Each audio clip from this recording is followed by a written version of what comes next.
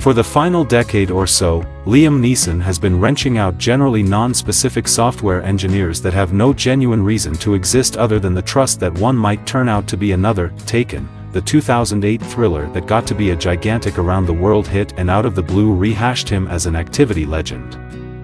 I question I might title half of them without looking up Neeson's IMDb, then once more, I suspect the same goes for him.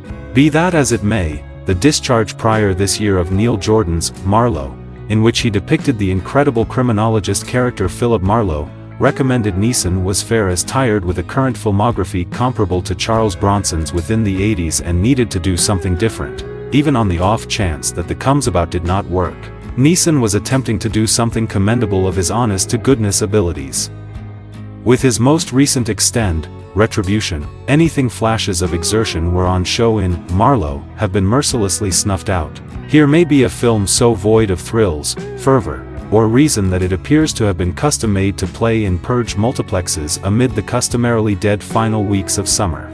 This time around, Neeson plays Matt Turner, a Berlin-based venture financier whose workaholism has driven a wedge between him and his spouse Heather, Embeth Davids, and kids Zach, Jack Winner, and Emily, Lily Aspel. Indeed, on the day he closes up concurring to drive the youthful ones to school, he spends half the ride talking down an anxious speculator at the command of his boss, Matthew Modine, so as not to lose their cash. But sometime recently he can finally drop the kids off. Another call comes in from a riddle phone cleared out within the car. A camouflaged voice then informs him of a pressure-controlled bomb underneath his situate that he incidentally activated when he sat down and which is able to go off in case he tries to exit the car. With his kids stuck within the back and the voice undermining to blow him up remotely on the off chance that he lets anyone know of his predicament or resists orders, making him observe a coworker go boom to demonstrate they aren't clowning, Matt is constrained to drive around doing different errands whereas attempting to figure out who is doing this to him and why. In the interim, the police, driven by Noma Dumazwini, persuaded that he's the aircraft, take after in hot interest. Like a number of these later Neeson activity displays, Revenge could be a redo of an outside film. In reality, in what's maybe the sole curiously thing almost it's really the third redo of the Spanish thriller of the same title, Danny de la Torre's El Desconocido, to rise since that film debuted in 2015. I confess I haven't seen any of the other changes, which incorporate the 2018 German take Don't Get Out, or the 2021 South Korean form Hard Hit, but I can't envision any of them were as absolutely repetitive as this. The screenplay for Revenge by Chris Salmanpour is so dispossessed of anything that might have given it a few qualification. It feels like it was determined from a form of frantic libs for journalists trusting to create the foremost equation-based scripts possible. None of the characters are especially curiously or amiable. The kids, in specific, are so irritating at times that few watchers would have resented Neeson's character on the off chance that he'd chosen to drag over and stretch his legs for a couple of minutes. And Chief Nimrod Antal handles the action beats in a resoundingly excitement-free way. Indeed, the enormous turn within the last scenes is so crashingly self-evident that for all intents and purposes each group of onlookers part will have figured it out long sometime recently it's sent.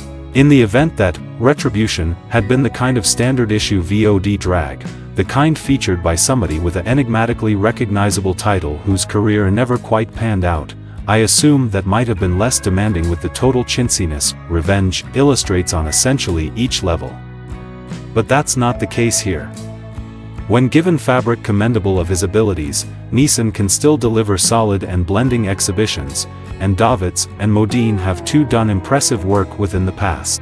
Antal isn't precisely a slump either. He did an awfully curiously 2003 film called Control, worked on a few of scenes of Stranger Things, and I know individuals who will stand by such prior highlights as Vacancy, 2007, Armored, 2009, and Predators, 2010. These are all skilled individuals working on Reprisal. I suppose it's a degree of their stubborn polished skill, in case not their taste in fabric, that they could drag themselves back to the set day after day, long after they must have known there was essentially no chance it would result in something even remotely tolerable. Retribution may be a flop ordained to be deleted from our social memory once it probably withdraws theaters in a few weeks.